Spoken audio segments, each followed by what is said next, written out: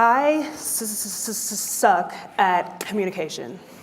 And that is the first thing that people tell me when I tell them that I'm a communications consultant. I help companies both identify their ideal audience, and then we create content around how to talk to them.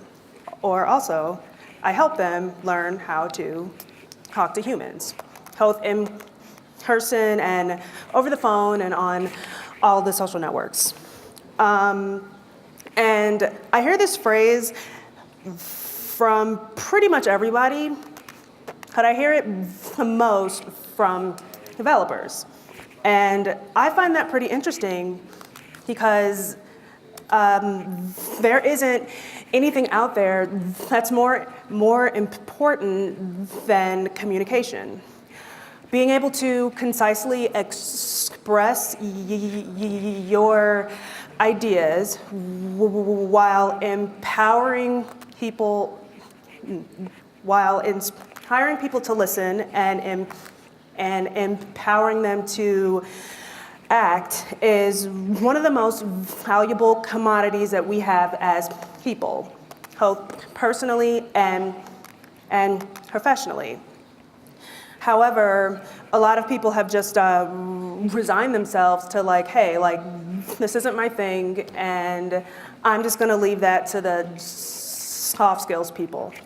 Well, how do we change you guys' minds about this? And what are the tools that we need to give you in order to feel more confident in how you speak to people? Before we go any further, I'm going to tell you that I stutter, and I'm sure that you've figured that out already, but I have a speech impediment. And stuttering has been a challenge for me, as obviously it is. It's pretty difficult to get my point across to people when I'm feeling a little bit nervous or a little bit upset or afraid. And there are days when I have an idea about something or an opinion about something, and a lot of the times I'll just keep it to myself because I don't know if I'm going to be able to say it in the way that I want it to come off. And then there are other days when I just have problems like ordering my coffee in the morning or even saying my name, which, as you can imagine, that's pretty embarrassing when a person is like, "Hi, what's your name?" and you're like, "Shh, shh, shh, shh." It's a pretty uncomfortable moment, but as a result of stuttering, I was forced to learn how to connect with other people in a meaningful way.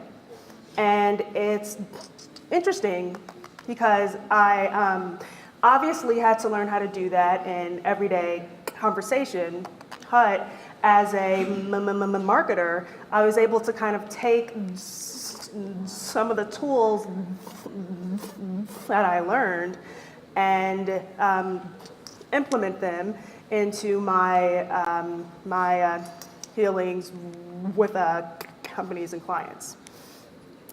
All right, so I'm going to tell you about those things. But first, why don't we define what a conversation is, right? So person A has an idea about something, and they want to tell person B, right? And so they go back and forth until they come to a resolution about whatever it is, the thing that person A was talking about, right? And then it's over. conversation, right? And so how we approach conversations is pretty much the same, right? How do I want to feel? What do I want to say? Which words do I want to use? It's all about us. Me, I. And I believe that that is the exact wrong way to approach a conversation. It has to be about the other person. And you have to make the other person feel valued enough so that they can open up to you and connect with you. So how do you do that?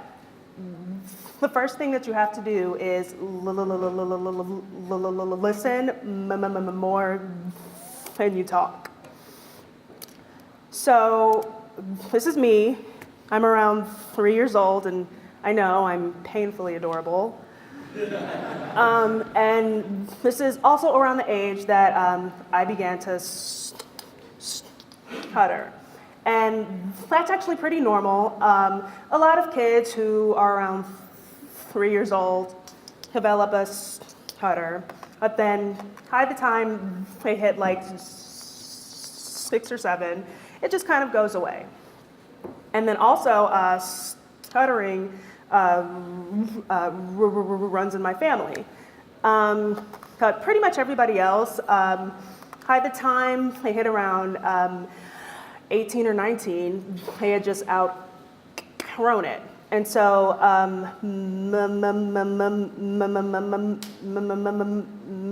my parents just kind of assumed that the same thing would happen to me. Obviously, they were wrong. And so as I got older and as I hit all of the major milestones in life, it became pretty clear that I was going to have to deal with this. And I wasn't too happy about it. I know, obviously. But, and so I developed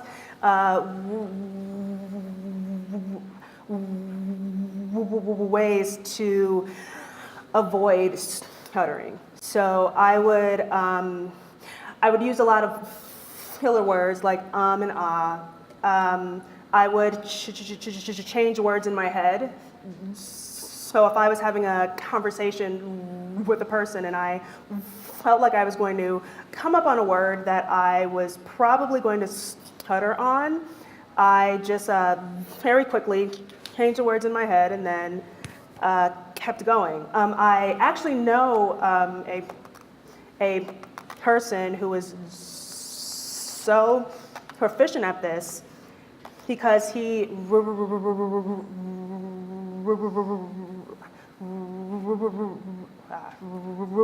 read the dictionary, and that's devotion.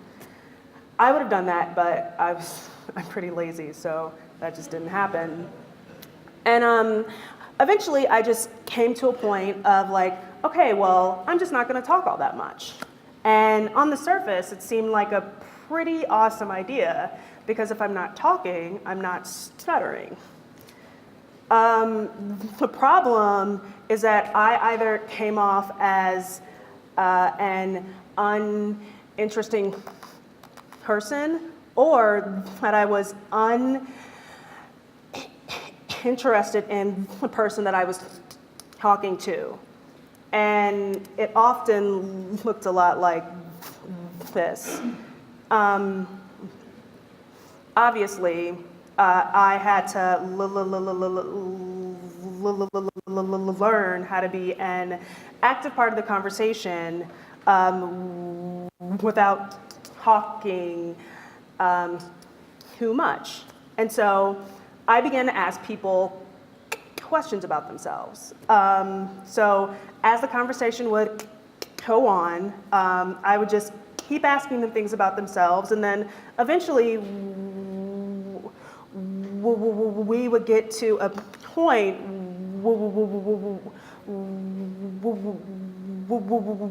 where we would hit on something that they just adored talking about. And they could talk about it all day, every day.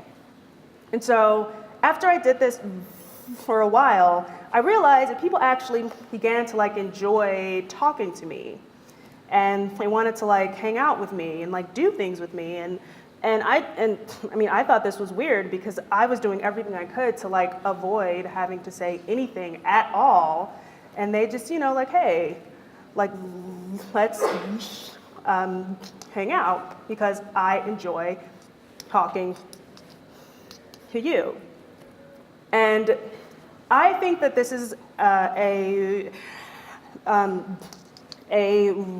result of the times that we live in.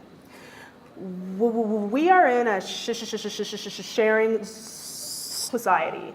I mean, if I were to go on Facebook, like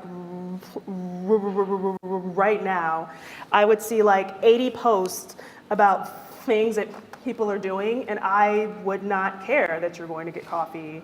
Yes, I think your kid's adorable, but I don't need to see 70 pictures of it a day. Like,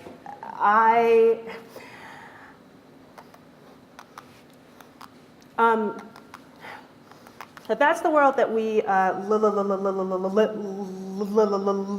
live in now, right? With Facebook and Twitter and all of those other sites, I mean, there's blogs, Flickr, all of those things. People are constantly sharing everything about themselves with you. And they want you to be truly engaged in them, right? And so the thing that I was doing inadvertently was taking the sharing society offline. I was giving people a platform to talk about things that was very important to them. So, how do you do that? Well, like I said, you have to listen a little bit more than you talk.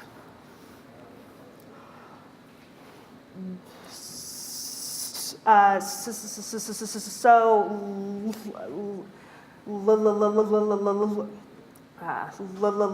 a lot of other stutterers, I have had my fair share of therapy experiences. I was in speech therapy when I was around 8 or 9, and then I took a break from it. I went to high school and college, and then I got jobs and became a freelancer. And then I finally came to a point where I knew that I had to have help because I was terrified of talking to people. So I sought out therapy when I was around 27. And I found a therapist who was around my age and who also stuttered. And so I was expecting to go in there and learn a few techniques to help me just completely avoid stuttering, and then I wouldn't have to worry about it ever again in life. Well, to my surprise and dismay, I was basically forced to learn two things. I had to learn how to accept the voice that I have, and I had to learn how to be more empathetic towards other people and also myself. So the therapist I had also stuttered. And it's always been pretty challenging for me to be around other people who stuttered, because I hated to see the other person's struggle, and I hated to have to face the thing that I struggle with the most. And so every time I was around another person who did, I just immediately excused myself from the conversation because I just couldn't handle it. Well, as a result of being in therapy with another person who stuttered, I had to deal with that issue. And after a while, it became a lot easier to hear her talk. And then eventually, it just became us having a conversation, and she stuttered occasionally.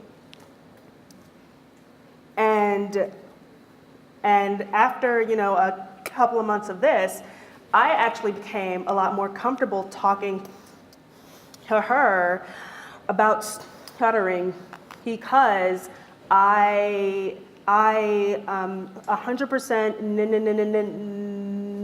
knew that she understood everything that I was going through.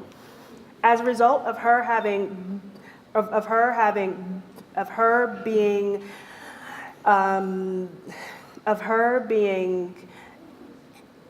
empathetic towards me, I was able to open up a lot easier to her. So, what does this have to do with talking to people? Well, I believe that there isn't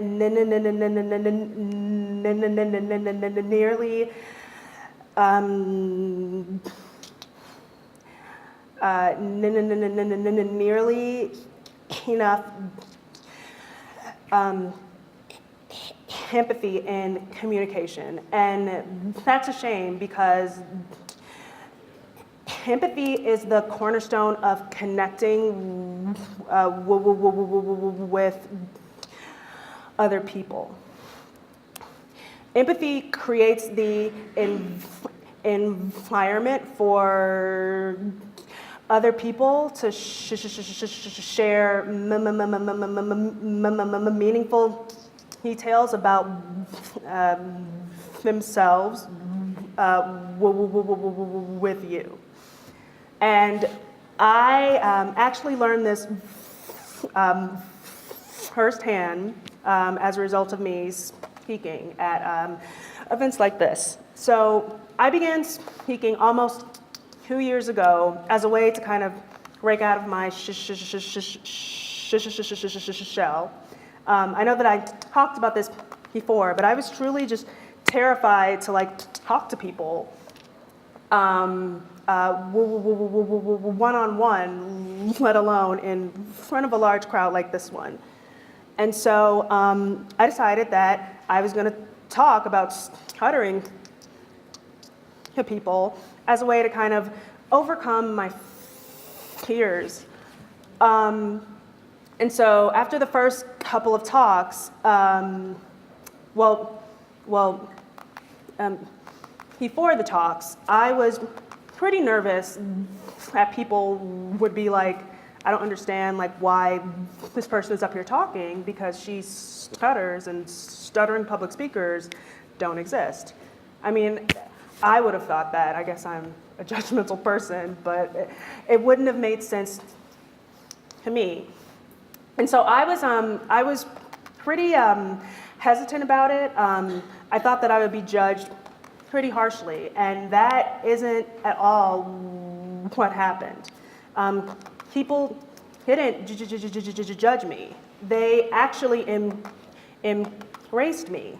And more importantly, they wanted to share things about themselves with me. And I think that's because I was willing to tell my whole story. You know, people would come up to me after talks and tell me things about themselves that they had never said to any other person before because they were afraid to talk about it, or they were ashamed to talk about these things. And I think that's because I was willing to show my vulnerabilities, and they were a lot more empowered to show me theirs. And so how you guys do this in your, personal lives, and even in your professional lives? Well, the first thing that you have to do is to allow the other person to have a little bit more talking time in the conversation than you have. A really easy way to do this is to say a couple of relevant comments about yourself, and then ask them questions about themselves. Eventually you are going to hit on what they're passionate,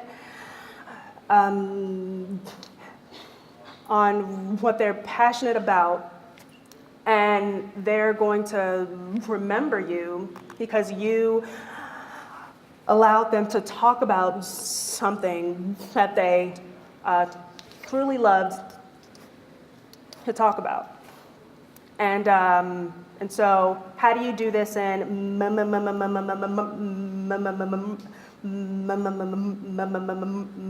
marketing?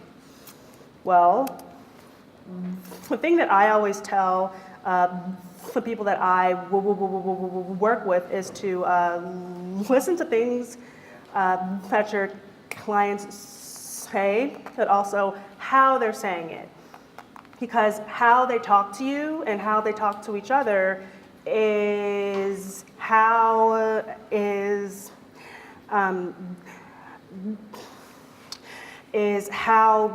they want to be